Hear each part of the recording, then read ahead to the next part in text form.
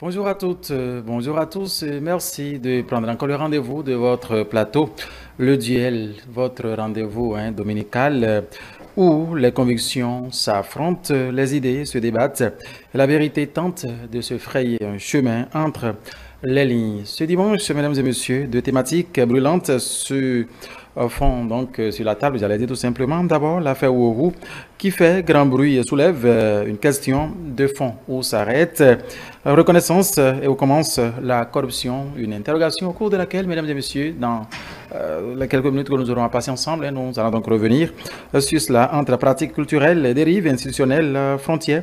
MS, comment donc l'apprécier? Les invités en plateau, ici, mesdames et messieurs, vont donc en parler ensuite, à moins d'un an des élections générales de 2026. Le constat est flagrant. Toujours pas de véritable débat d'idées entre les partis. La scène politique béninoise semble s'enfermer dans les postures plutôt que de s'ouvrir aux propositions. À qui la faute? Mesdames et messieurs, ensemble, nous allons donc passer en revue ces deux questions ici sur ce plateau aujourd'hui. Et pour en débattre, nous avons déjà nos invités qui sont présents sur ce studio des invités. Habib Isaac Adjaï, il est membre du parti Bloc républicain, un parti proche de la mouvance présidentielle. Isaac Habib Adjaï, bonjour. Bonjour Mathieu, bonjour amis téléspectateurs.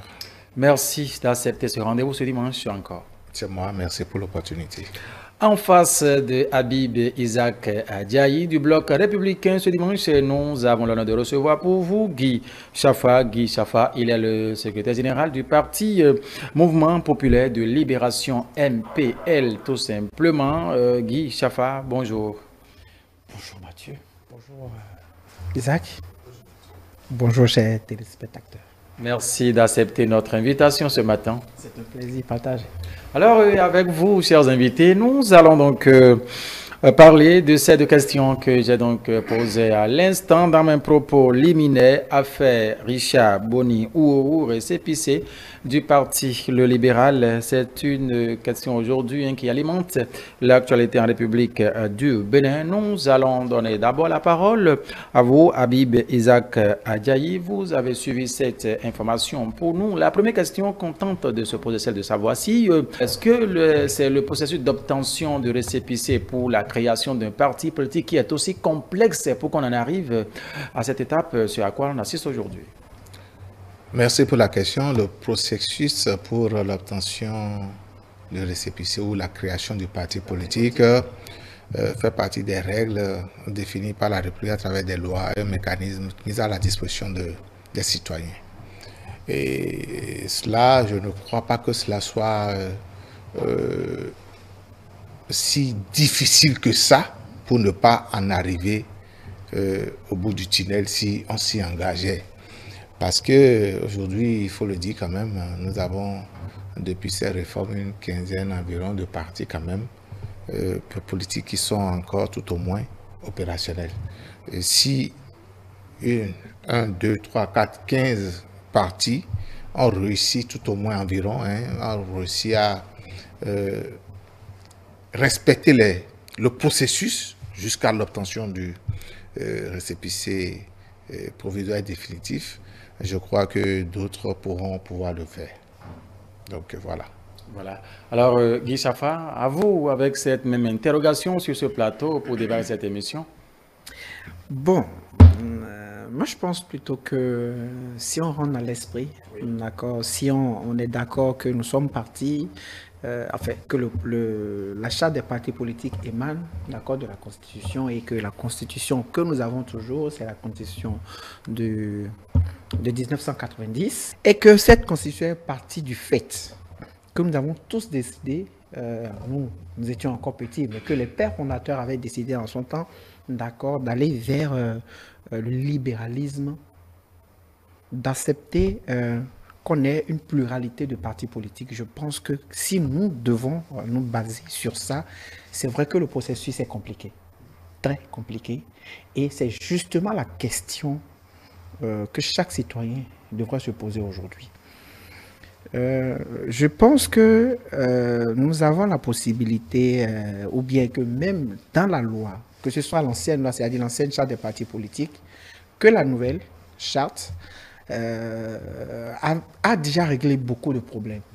La complication qui s'y ajoute aujourd'hui, d'accord, pose énormément de problèmes et moi, ça m'écoeure personnellement. Quand on pose la question, c'est de savoir si le processus est aussi compliqué, il faut l'admettre.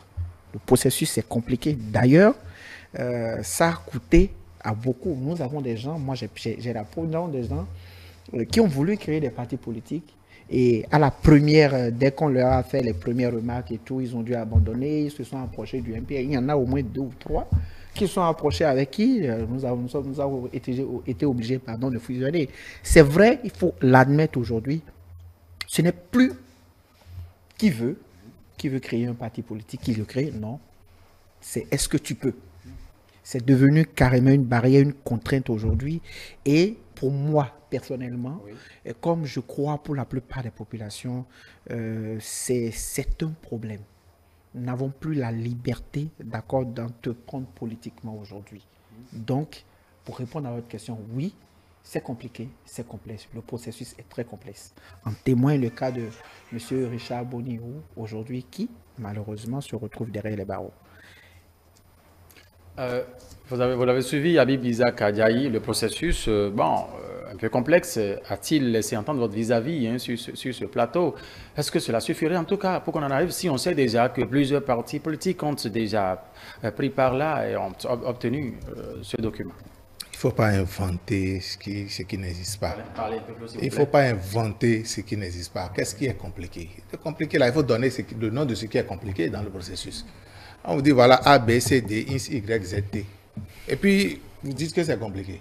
Soit vous êtes en mesure de réunir les pièces et de fournir les pièces qu'il faut pour vous constituer, ou vous êtes incapable de pouvoir le faire. Je pense quand même que chaque chose doit pouvoir être identifiée à partir... Attends, je ne sais pas. Appelez-nous, dites-nous chien, chien, chat, chat.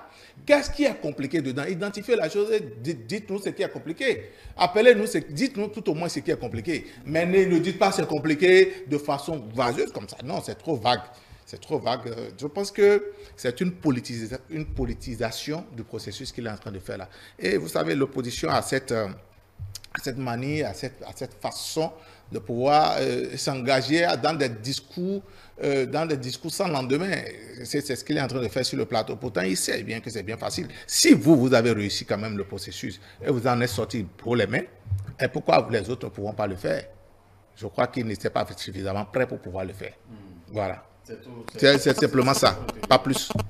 Moi, j'ai une question à poser. Quel est l'objectif des réformes? Si nous voulons juger aujourd'hui, je pense que c'est ce que nous devons faire aujourd'hui, très honnêtement. Si nous voulons juger de ce que la réforme est bien ou qu'elle est mauvaise, de la complexité de la réforme, du bien-être et de tout ce que ça peut apporter de bien, il faut d'abord se poser la question. Quel est l'objectif de la réforme? Je pense que quand on dit qu'il y a réforme, c'est parce que ça ne va pas. D'accord? Et on cherche à améliorer.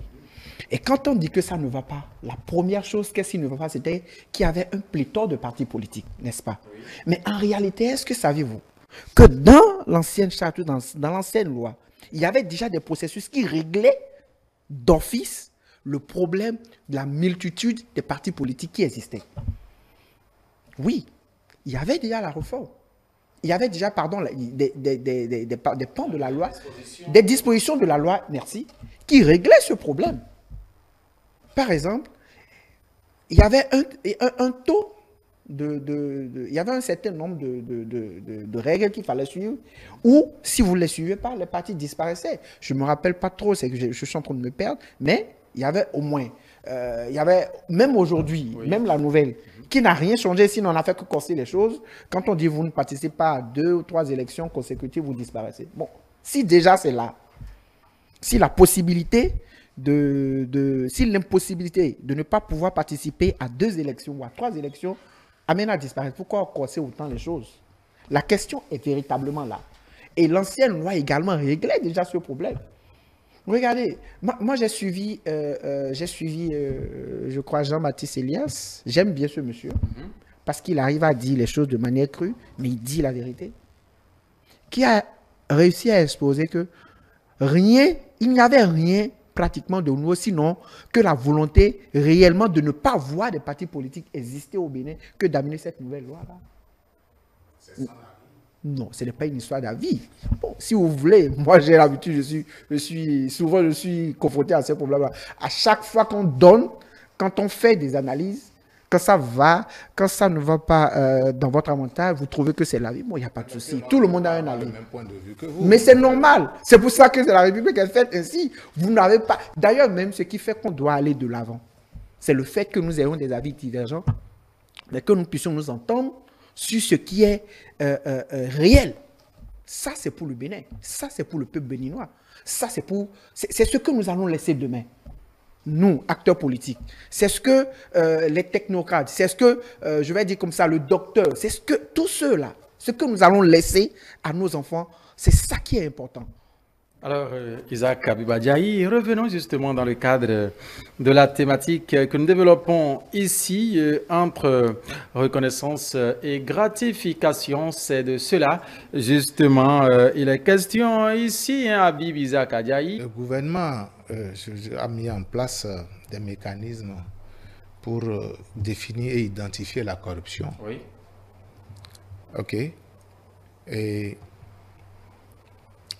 en plus de ça, le gouvernement a installé, a mis à notre disposition des outils qui sont des lois et des institutions juridiques comme la CRIET.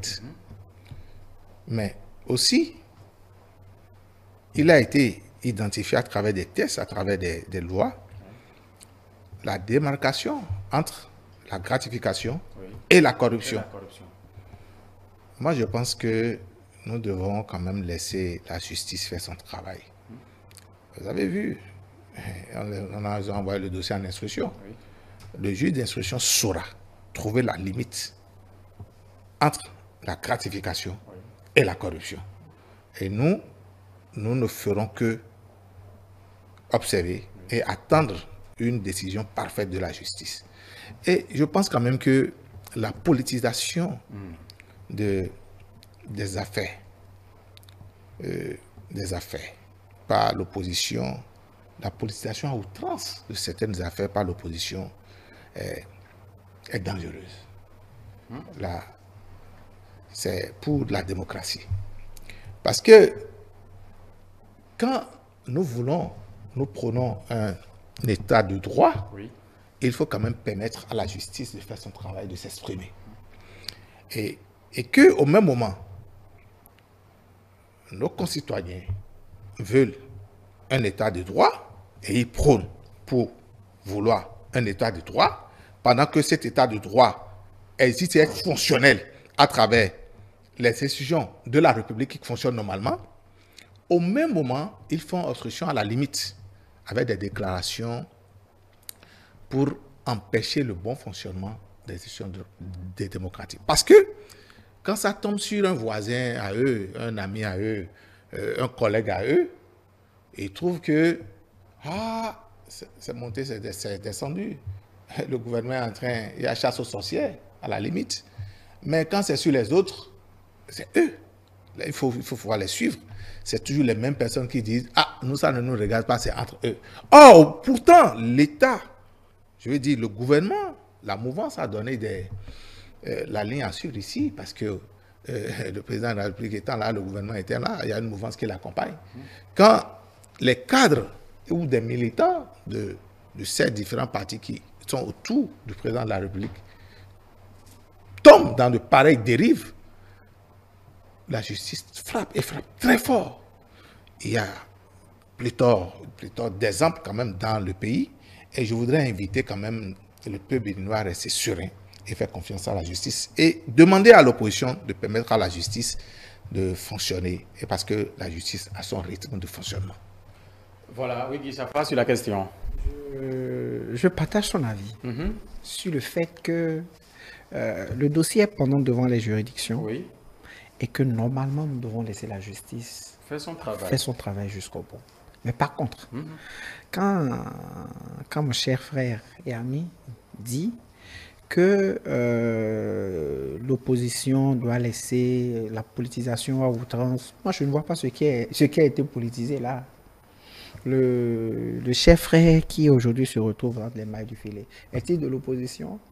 Est-il de la mouvance? Je n'en sais pas plus que vous. Alors, pourquoi vous pensez que le fait qu'un citoyen soit en difficulté aujourd'hui, que nous ne condamnons pas personne, je ne crois pas que ni ici, vous n'avez vu, je ne crois pas avoir vu quelqu'un autant de la mouvance que de l'opposition dit qu'il n'a pas fait, qu'il a fait ou n'a pas fait.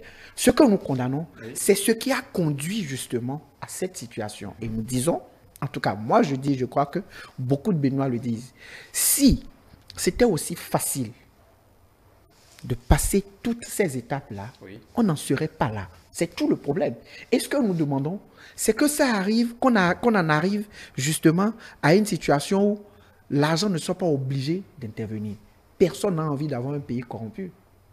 Quelle fierté est-ce qu'un Béninois, moi, vous, monsieur Habib, vous autres, monsieur Mathieu, quelle fierté pourrez-vous avoir demain quand on dira que dans votre pays, pour avoir un parti politique, il faut être obligé de soudoyer quelqu'un? Il n'y a pas de fierté à le dire. Personne n'est fier de cette situation. Mais on dit, pour que ça... Parce que c'est très facile de condamner quelqu'un. Mais d'accord, il est déjà là. Il a commis. De toute manière, quand la justice fera son travail, quand le verdict sortira, on appréciera. Mais pour le moment, il faut régler le problème. Pourquoi est-ce qu'on en est arrivé là? C'est la première fois le problème. Avez-vous jamais entendu, avant cette réforme-là, avez-vous entendu que quelqu'un s'est plaint des difficultés qu'il y a pour créer un parti politique au point où il a été obligé de soudoyer quelqu'un? Non. Moi, je n'ai jamais entendu. Non. Du coup, c'est de ça qu'il s'agit. Personne n'a politisé la chose. Moi, je ne cherche pas, en tout cas moi, et je ne crois pas que mes collègues de l'opposition ont cherché à politiser la chose. La preuve, habituellement, quand il y a des situations, nous arrivons quand même à faire des communiqués, à parler. Moi, je n'en ai pas vu, ni encore moins chez vous, au BR, au niveau du MPL ou je ne sais pas, de mes amis les démocrates. Il n'y a pas. Ça veut dire qu'on est conscient de la situation, mais on dit, qu'est-ce qu'il faut faire? Parce que si l'ancienne loi ne nous a pas permis d'avoir de ces genres de cas de figure, et que la nouvelle conduit à là, ça veut dire qu'il y a un problème. Est-ce qu'il faut dire que c'est la nouvelle qui conduit à cette étape? Mais écoutez, est-ce que l'ancienne nous a permis d'avoir ça? Ben, nous avons toujours eu, avec la nouvelle, il y a eu des partis politiques qui sont nés au Bénin. Je n'ai pas dit non. Je n'ai pas dit qu'il n'y a pas eu de partis politiques. Moi, je suis secrétaire d'un parti politique qui existe, mais qui n'a pas été obligé de passer par des couloirs. Non, voilà. Mais le problème, c'est que c'est ça. C'est qu'il y a eu, c'est à partir de votre réforme-là qu'on a cette difficulté-là aujourd'hui. Vous avez... Laissez les réformes. Vous savez, laissez les réformes. Les réformes n'ont rien à voir. Moi, je pense beaucoup plus qu'il y a un problème de moralité. Moralité. Il y a un problème d'identité de l'élite politique. Il y a un problème d'objectivité de l'acteur. Il vient en politique pourquoi? Quels sont ses objectifs en venant en politique? Non, moi je ne parle pas de X ni de Y. Je suis dans la globalité. D'accord, ok, allons-y. Alors, quand vous venez avec des valeurs qui sont contre aux valeurs prônées par la République, on ne peut que vous opposer la rigueur de la loi. Et nous en sommes là. Alors, quand vous parlez de la loi, de quelle loi, je n'ai pas envie de dire ce que je suis en train de dire, je suis vraiment gêné de le dire. Mais c'est cela, il n'y en a pas plus mieux éduqué que l'autre. Mais faisons attention quand nous mettons pied en politique et que nous prenons certaines valeurs. Et quand même, moi, je l'ai entendu dire un certain nombre de choses par rapport à vos amis, les démocrates et d'autres. Mais quand on est comme ça, visiblement, devant les citoyens, de bonne moralité, il faut poser des actes qui vont dans le sens de vos mots, de vos actions. Et je ne sais pas comment il s'est retrouvé là. Et c'est la preuve que, parfois, il y a des cas d'État en politique. Dit autre chose, et derrière, on fait autre chose.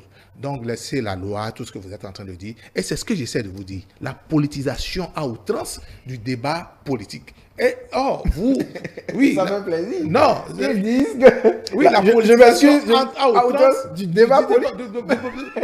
Faisons le débat politique avec moralité, avec des valeurs.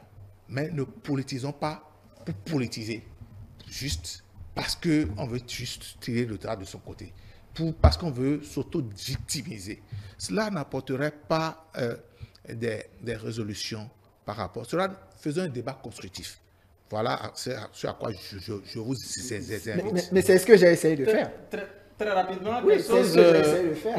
C'est de faire justement un débat constructif. Dit par exemple, la difficulté dans laquelle se retrouve notre cher ami aujourd'hui, Oui. il a peut-être cherché, mais qu'est-ce qui l'a conduit là? La constitution du débat, la constitution de la République partirait du fait qu'on ait remarqué cela et qu'on dise, ok, bon, écoutez, il en est arrivé là pour ça. Bon, qu'est-ce qu'on fait?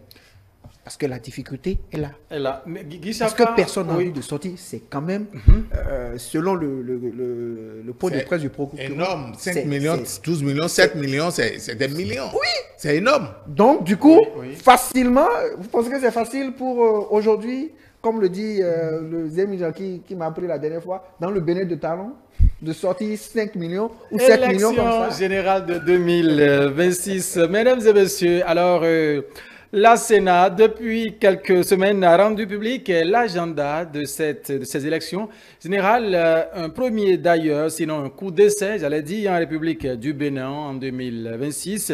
Jusque-là, silence absolu au niveau des appels politiques au Bénin. Toujours pas de grand débat d'idées. À qui incombe la faute? Mesdames et messieurs, c'est le deuxième sujet que nous allons aborder sur ce plateau du duel ce dimanche 25 mai 2025 avec mes invités en studio. Nous allons démarrer par vous, oui, Guy Chaffa. Vous observez avec nous tout ce qui se passe aujourd'hui au Bénin. Nous sommes déjà à moins d'un an des élections générales de 2026. Silence plat. Alors, j'ai souvent l'habitude, je n'ai jamais compris cette manière-là que vous avez, vous les journalistes, de dire qu'il y a silence plat pendant qu'on est proche d'une élection. Je n'ai jamais compris ça. Est-ce qu'il y a un silence véritablement? L'animation de la vie politique se poursuit justement. Vous savez bien que nous sommes dans un pays où, comme par le passé, on aurait déjà assisté à des suscitations de candidatures, des déclarations par-ci, en tout cas, tout un mouvement en ces périodes. C'est de cela Vous justement savez, qu'il est question. vous avez dit quelque chose dans votre introduction tout à l'heure. C'est un coup d'essai. C'est la première fois qu'au Bénin, on sera obligé dans la même année, Oui. d'accord, de faire trois élections en élections. même temps. Et nous allons le même jour aller aux élections législatives et aux élections municipales. Vous savez, pour aller aux élections législatives, c'est 109 fois 2 dossiers. Et ce n'est pas facile. Ensuite, les élections municipales, c'est 3000 et quelques, un peu moins de 4000 candidatures. Là encore, ce n'est pas facile. Et nous allons, chaque état-major de parti politique va devoir préparer ça. C'est pas facile. Moi, j'ai vu les difficultés que nous avons eues à préparer les élections législatives 2023 au niveau du MPL. Et je sais que ça a été pareil au niveau du BR, pareil au niveau de l'UPR, comme des démocrates et tout, de tous les états-majors. Donc ne vous attendez pas à ce que le débat tel que vous le voulez, vous puissiez l'avoir de cette manière. Ça, c'est la première chose. Ensuite, n'oublions pas que nous sommes en train d'expérimenter des réformes qui, croyez-moi, n'ont pas encore l'adhésion populaire de tout le monde, surtout au niveau de l'opposition. Donc, ce que vous appelez débat d'idées, qui n'existe pas, existe bien sûr. L'opposition, depuis, parle du fait que le code électoral n'est pas favorable. Ça, c'est un débat. Ou bien ce n'est pas un débat. Je crois que c'est un débat. L'opposition, depuis 2016, il y a une frange de la population qui s'oppose à la manière de gouverner du chef de l'État, M. Patrice Talon.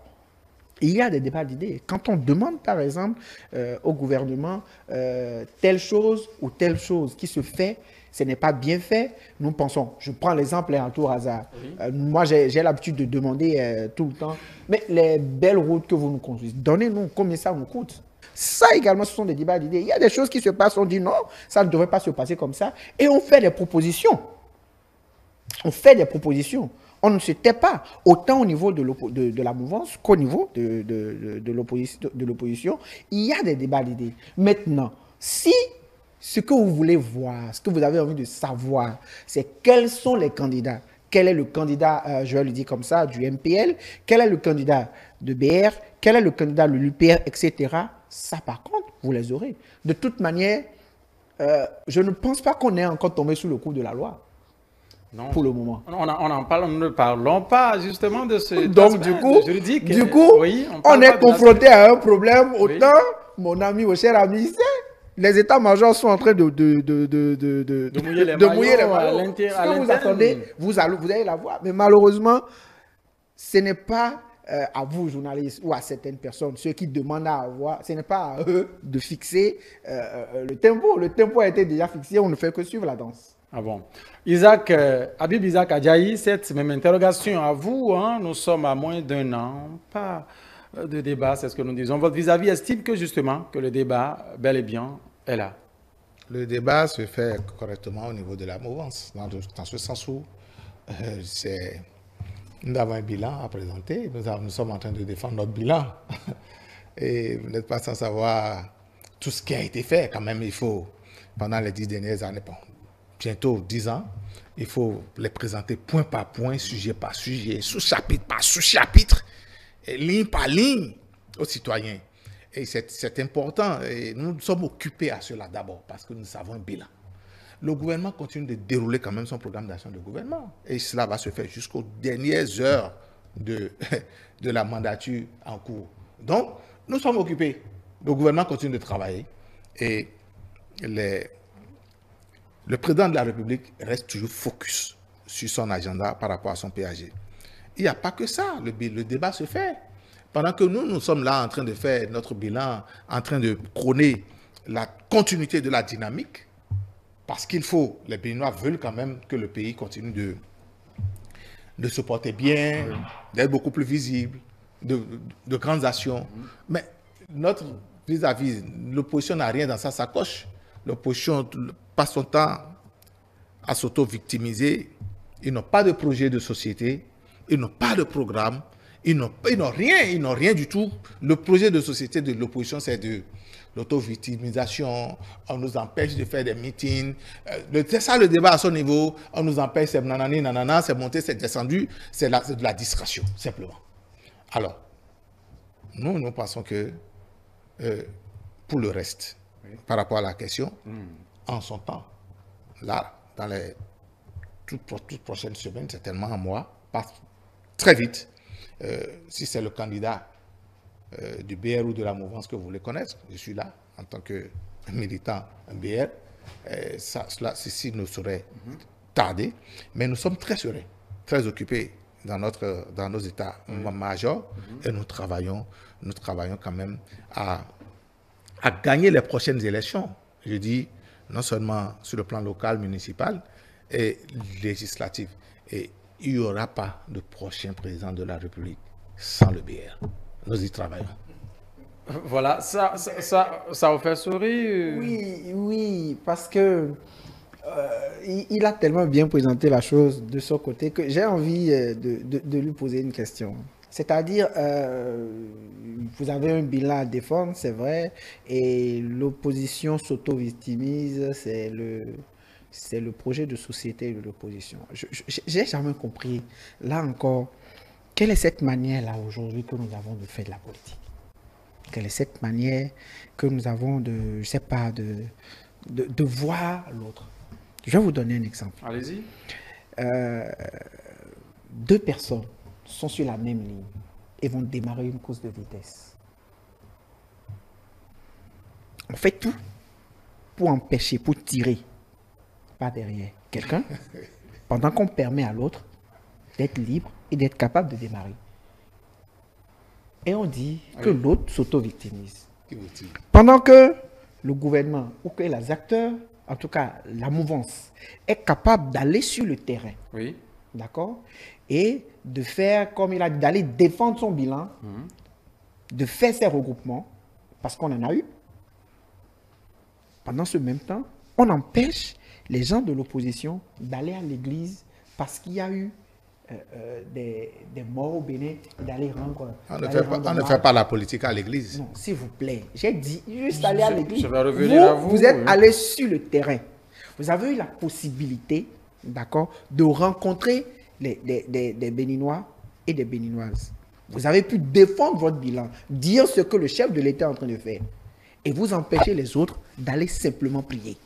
Ou de se retrouver à l'église pour rendre grâce. Je donne juste un exemple. Des salles de meeting. Non. Non, non. Donc on n'a plus le droit. Le culte était terminé, mais vous étiez là, dit quoi, fait quoi? Mais soyez rassurés. Non, permettez, j'irai plus loin. Allez-y, oui. Vous aurez votre temps de parole, oui, allez-y. J'irai plus loin. Le bilan que vous défendez, nous essayons, nous, au niveau de l'opposition, de vous poser des questions sur ce bilan-là. Ça, quand on dit de qu'on n'a pas de projet de société, notre projet de société-là, c'est justement ne pas faire les erreurs que vous avez commises pendant 9 ans aujourd'hui. Est-ce que c'est... Oui. Je vais finir. Ce n'est pas... En fait, ce que vous devez comprendre, pendant 9 ans, nous avons vécu en voyant le système actuel se défendre par rapport aux 10 années précédentes de notre président de la République. Et ça nous a montré. Alors que les Béninois avaient besoin, nous avions besoin d'évoluer autrement. Mais le problème, c'est que la plupart de vos réformes, n'ont pas été associées à ce dont les Béninois avaient réellement besoin. Et c'est justement ça. Pour écrire un projet de société, on se base sur tout ça. Vous ne nous laissez même pas le temps de vous critiquer. La vérité est là. Vous êtes là, mais nul ne vous empêche, en tout cas aujourd'hui, de faire part de ce qui fait vos impressions, vos analyses sur les questions que nous abordons. J'ai envie de vous poser la question de manière très simple. Bon, c'est nous qui conduisons cette émission, c'est nous qui posons des questions. Parce que le problème, comme je le dis, oui, vous ne nous donnez pas la possibilité de vous critiquer. Regardez, j'ai donné l'exemple d'un regroupement à l'église. Ça a été. Il y a déjà. Je vais vous donner un exemple. Il y a un ministre, j'ai du mal à évoquer son nom parce qu'il n'est plus. Il allait à une réunion. Non. Quand l'accident a eu lieu. La preuve, nous avons vu comment ses collègues du parti se sont affairés autour de lui automatiquement. Vous pensez que si c'était les démocrates, si c'était le MPL, c'était un autre parti d'opposition qui prévoyait de faire une réunion au nord comme ça, il y aurait eu... Ça se serait passé. Il y a plein d'exemples à citer. C'est ça en fait la difficulté que nous avons. Quand vous dites à quelqu'un qu'il n'a pas de projet de société, alors que vous ne lui permettez même pas de dérouler ce qu'il a envie de dire, vous obligez les gens à réagir face à vous, à ce que vous faites. Ce n'est pas la volonté de quelqu'un de ceux qui a envie d'aller dire « je n'ai pas un pied, donnez-moi de l'argent ». Non, personne n'a envie d'être la victime de l'autre. Mais le problème, c'est que tout le peuple béninois est victime de votre gouvernance. C'est ça la difficulté. C'est ça ce que nous dénonçons. C'est ça notre réalité aujourd'hui. Cher ami. Habib Isaac Adjaï, oui. Une vue d'esprit, tout ce que vous dites. Et moi, je vous concède ça. C'est votre lecture de la situation en tant qu'opposition. Vous êtes dans votre rôle et continuez de faire votre rôle. La loi vous confère de... En fait, c'est légal. Hein? Moi, je voudrais vous dire, quand vous dites que les réformes ont été réalisées sans les Béninois, vous êtes un super Béninois, vous. Ceux qui sont au gouvernement ne sont pas des Béninois, ce sont des Asiatiques. Ceux qui sont au Parlement, là, c'est des hindous. Non, c'est pas... Non, laissez-moi. Non, mais si vous voulez qu'on parle du Parlement, quand vous dites ceux qui sont au gouvernement ne sont-ils pas des Béninois? Non, justement, c'est eux qui sont des Béninois, mais c'est les super Béninois. Guy, permettez à Isaac d'aller au bout de ses idées. On va revenir à vous, Guy. Il n'y a pas de souci. Oui, allez-y, monsieur. Ceux qui sont dans des institutions de la République, oui. Eux, ils viennent d'où? C'est des extraterrestres, ils ne sont pas des Béninois. Laissez votre histoire. Vous savez, je vous ai dit tout à l'heure que l'opposition est dans une dynamique de distraction. Tout ce qu'il a eu à dire, ce n'est pas à moi, il faut dire ça. Quand vous allez vous retrouver seul devant des caméras ou seul sur un plateau de radio, continuez de le dire. Mais il y a des gens à qui il ne faut pas dire ça. Non, vous savez, vous et moi savons que ce sont des Béninois qui ont effectué ces réformes. Et en partie même, vous avez contribué de par vos critiques. Parce que les critiques nous ont amené les députés à corriger. Mais vos amis qui sont au Parlement, les démocrates, n'ont-ils pas voté quand même même quand on vote contre, c'est quand même un vote. C'est compté, voter contre. Mais ils ont participé quand même au débat au Parlement. Même si ce débat de la minorité, une partie n'a pas été prise en compte, parce que cela ne respectait pas la vision du réformateur, ils ont quand même contribué à contribuer à travailler. Et que vous nous dites aujourd'hui que ce ne sont pas des Béninois, moi je trouve que c'est du leurre. Le peuple a compris. Je n'ai pas dit que ce n'est pas des Béninois. Non. Ce que j'ai dit, j'ai dit ce sont les Béninois. Je n'ai pas fini. Qui sont aux commandes. Oui, je vous laisse dire. Maintenant, quand vous dites que les gens sont à l'église, moi je vais vous répondre. Ils étaient à l'église pour faire de la politique. Or, non, il sait de quoi je parle. Il sait de quoi je parle. Je suis en train de lui répondre. Vous savez de quoi vous parlez. Non, ils étaient à l'église. S'il vous plaît, ils étaient à l'église pour faire de la politique. Parce que nous savons ce qui s'était passé là. Et quand c'est comme ça, cela ne respecte pas la loi. Nous sommes en démocratie. La démocratie, c'est le respect des règles que nous nous sommes fixées. Quand vous vous opposez au respect des règles que nous sommes fixées, on va vous opposer la rigueur de la loi. Et c'est ce qu'il faut faire. Donc prenez votre mal en patience et respectez les tests. Mais écoutez, quand on vous dit, pour faire un meeting, voilà les conditions qu'il faut remplir, et que vous ne remplissez pas ces conditions, qu'est-ce que vous voulez? Mais pourtant, au même moment, vous dites qu'on vous empêche. Et moi, vous en avez fait d'autres. Vous en avez fait d'autres, même si sur cette chaîne, de chez moi, dans mon salon, j'ai vu des reportages de l'opposition. Non, c'est ça, s'il vous plaît. La question fondamentale ici, c'est que lorsqu'on se contente justement à faire ce qui se passe aujourd'hui, s'attaquer d'une manière ou d'une autre, sans qu'on ne fasse preuve justement d'un programme d'action qu'il faut défendre, d'un projet de société justement qu'il faut défendre, on se pose la question de savoir est-ce que c'est un déficit, est-ce que justement c'est un déficit de vision politique ou de compétences ou de stratégie électorale, c'est la question. Qui vous dit qu'il n'y a pas de programme? Parce que ici, la preuve ici sur ce plateau, ce n'est pas que oui, au niveau du bloc républicain, nous avons tel projet, nous avons ci, nous avons ça. Ben, le bloc républicain au gouvernement, NPL, ce n'est pas que... Le bloc républicain au gouvernement, je vous ai dit tout à l'heure que nous avons un bilan à défendre. Les routes, l'eau potable au Béninois, le projet H, les indigènes, le tourisme, l'emploi des jeunes, l'employabilité des jeunes. Tout ce qui a été mis en place comme mécanisme pour pouvoir donner de l'emploi aux Béninois. Vous savez, microcrédit à la FIA, nos femmes, nos mamans, on leur a donné quand même un cadre décent pour faire leur petit commerce. Il est question ici, sur ce plateau, d'un débat d'idées justement dans le cadre des élections. Sans vouloir vous interrompre, que nous sommes dans la continuité. Dans la continuité de cette dynamique d'à pouvoir poursuivre. Donc, ne vous attendez pas à un projet de société qui soit vraiment loin de ce qui est en train d'être fait. Donc, par conséquent, si nous sommes aux affaires avec le président de la République, il faut se donner les moyens d'abord de se satisfaire de ce qui a été fait, de le dire aux Béninois, et que les Béninois sachent que, à partir du moment où notre projet de société sera mis sur la place publique, que cela qu'il puisse pouvoir y avoir une adhésion populaire. Nous travaillons quand même à promouvoir d'abord ce qui est fait. Parce que ce n'est pas évident. Vous-même étant journaliste, je vous dis, il y a des choses certainement que vous avez vues, qui sont passées, mais qui vous ont certainement échappé. Donc, il faut quand même rappeler aux Béninois tout ce qui a été fait, un bilan correct qui a été fait. Et à partir de là, nous allons leur proposer quelque chose qui a été concocté. C'est la défense. Votre projet de société, c'est la défense. Ça fait partie.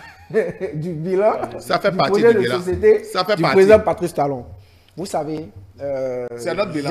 J'ai déjà essayé une fois, je crois que c'est sur ce plateau, de dire que le projet de société d'un parti politique, le projet de société d'un candidat ne se dévoile pas de cette manière-là. Je l'ai déjà dit. Et je crois qu'il serait d'accord avec moi. Le débat dont il s'agit en fait aujourd'hui, c'est l'absence en réalité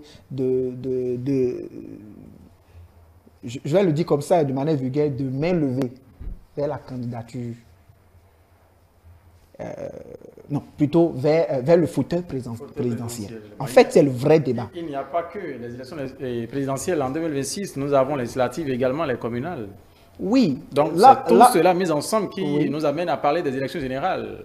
Je suis d'accord. Voilà. En fait, de toute manière, vous serez d'accord avec moi que par le passé également, vous n'avez pas vu un candidat ou bien vous n'avez pas vu un parti politique venir défendre un projet de société pour les élections législatives je ne sais pas, sur un plateau télé, vous voulez sur un dire... plateau, non, pas sur un plateau télé, oui, ça se fait. Mais pendant qu'il ne sait même pas s'il est certain d'être candidat aux élections. Au niveau des partis politiques, devrait en tout cas avoir une idéologie, un processus... Mais l'idéologie, autant chez le BR que chez l'UPR, que chez le MPL, il y a des idéologies politiques. De toute manière, la nouvelle charte des partis politiques existe là. Donc, ce n'est pas ça. Ce n'est pas que cela n'existe pas. Ça existe. Ce n'est pas le débat. Comme je vous l'ai dit tout à l'heure, ce n'est pas le débat. Et si vous voulez, le cadre pour le faire, nous aurons le temps d'en débattre de manière très gracieuse. Il n'y a pas de problème pour ça. Par contre, comme je vous le dis, oui, ce qui pose le problème aujourd'hui, c'est le cadre dans lequel nous sommes obligés d'aller, la manière dont, c'est-à-dire c'est le sentiment, voilà, dans lequel nous sommes aujourd'hui, et nous sommes en train d'aller vers des élections, tous, en tout cas pour la grande masse, dans la peur. La peur, est-ce que les élections se tiendront, pardon, est-ce qu'elles se tiendront, pardon, dans la paix? Est-ce que le code électoral sera favorable? Parce que tel qu'il est, nous ne faisons que de dénoncer depuis au niveau de l'opposition. C'est un code a priori chrysogène, qui nous pose d'énormes problèmes. Ah bon? Oui, et nous n'avons pas manqué de le soulever depuis le jour où il a été voté jusqu'aujourd'hui. Nous avons été constants au niveau de l'opposition. Nous avons dit, les articles de ce code sont à la limite vicieux. Nous l'avons dénoncé. C'est justement ce code qui nous a conduit à avoir le cas de concertation des partis politiques de l'opposition. Donc, du coup, c'est qu'il y a un problème. C'est ça, c'est cette atmosphère-là. C'est le discours incendiaire que vous avez à l'opposition. Et qu'il faut réviser. Et vous avez peur après. Non, c'est dommage. On a peur de quoi? Je vous avais dit tout à l'heure que vous avez peur, alors qu'au même moment, vous avez un discours incendiaire tout le temps. Quel est le discours incendiaire? Qui a dit qu'on va brûler le pays? S'il vous plaît. Habib, mon cher frère Habib.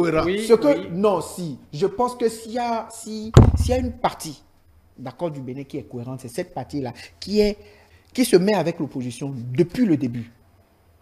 Depuis que ce code a été voté, il n'y a pas un seul jour où nous sommes levés sans dire ou dénoncer. Ne sont pas cohérents, quoi. Oui, vous n'êtes pas cohérent au niveau de la défense. Allez dire à vos amis au niveau du BR que nous, au niveau de l'opposition, nous disons que vous n'êtes pas cohérent. Parce que si vous étiez cohérent, vous n'allez pas participer au vote de ce code-là. Vous n'avez pas participé? Non, on n'a pas participé à ça. Nous l'avons dénoncé. Les démocrates n'ont pas participé? Qu'ils aient participé. Quoi? Être à l'Assemblée nationale avec 28 députés minoritaires. Non, s'il vous plaît, arrêtez de dire ça. Ça, c'est ils ont voté ou bien ils n'ont pas voté? Les démocrates ont voté. Ils ont voté quoi? Mais les démocrates, ils n'ont pas voté. Je vous en prie. Ils étaient au Parlement ou bien ils ont participé au débat ou bien ils n'ont pas participé au débat? Non, c'est de ça qu'il s'agit. Allez-y, on va un, s'il vous plaît. La logique de parti. Écoutez, nous sommes dans une logique. Il y a une plénière. Il y a des députés dans cette plénière. Il y a eu un vote. Que vous ayez voté oui ou non, ou demi oui ou demi non, vous avez participé au vote ou vous n'avez pas participé. D'abord, à partir de là, non, ce n'est pas une question. Non, vous allez quand vous allez prendre la parole, vous allez répondre. Parce que vous m'avez arraché la parole. Allez-y. Non, permettez, c'est nous qui vous accordons la parole, monsieur Habib. On continue un peu. On va revenir à vous, il n'y a pas de souci, monsieur Guy Chafa. On va revenir à vous, monsieur Guy, il n'y a pas de souci. Oui, mais je vous dis, ça peut être demi-vote, oui mais ou non. Ça veut dire quand même, il faut clarifier. Vous avez participé aux travaux, vous avez débattu, vous avez dit votre point de vue. Certains de vos amendements ont été pris en compte, même si on n'a pas tout pris en compte. Et au même moment, tout ce que vous avez comme projet de société, c'est de peindre en noir tout ce que le gouvernement fait, c'est de dire non, on ne vote pas pour participer au débat, et après, vous ne votez pas, et vous sortez dans la rue après pour dire oui, voilà ce qu'ils ont fait. Mais soyez responsables. Soyez responsables. Donc, vous avez participé pleinement au vote, aux travaux. Je veux parler particulièrement des démocrates. Vous avez voté ce code que vous êtes en train de condamner aujourd'hui, et vous dites après quoi?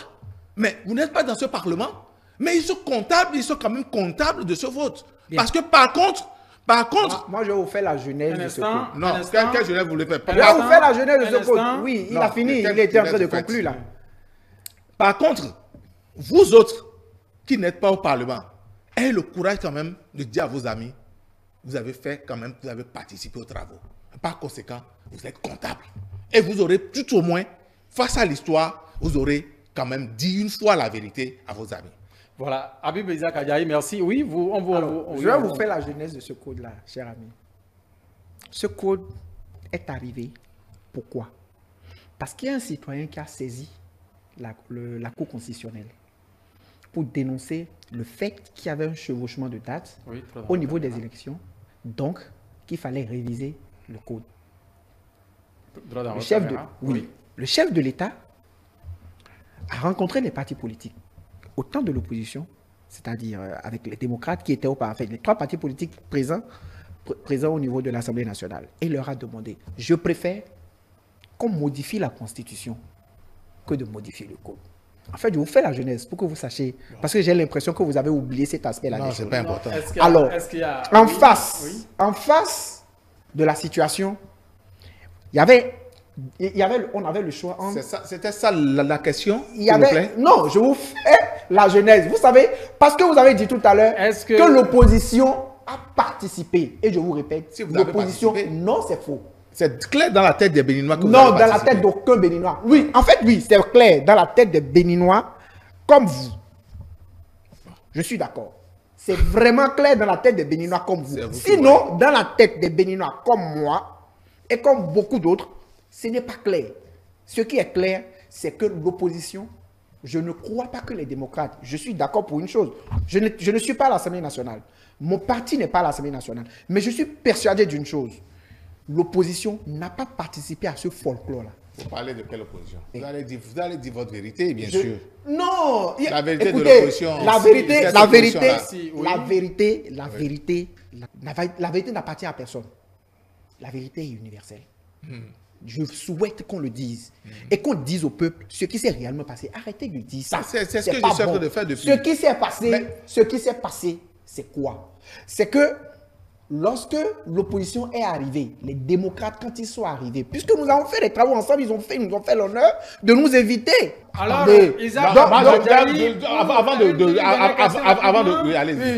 dernière question rapidement. Alors, comment pousser les partis à construire justement des plateformes solides autour de propositions concrètes que d'assister, en tout cas, au lieu d'assister plutôt à tous ceux à quoi on assiste aujourd'hui, projets de société aussi solides et concrètes parce que... On n'a pas besoin. Puisque le travail se fait, je vous l'ai dit, soyez rassurés.